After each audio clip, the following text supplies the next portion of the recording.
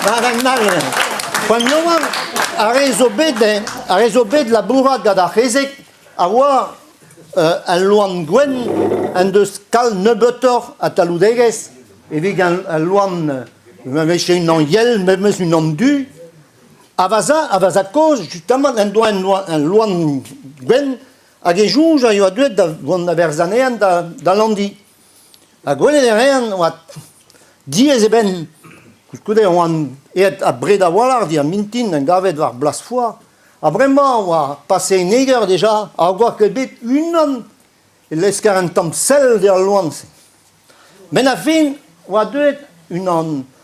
yoan a walar de gwelennean edo e koumaz gant ar vicher hag e goulenn di vaz a koz a ne ren e koz peg emmen peus c'hoant da gaout evit da biketten. Men jonget davon din a va zakol a va ma va ne ket diez. Pen evit sevel e lost a pris o bars.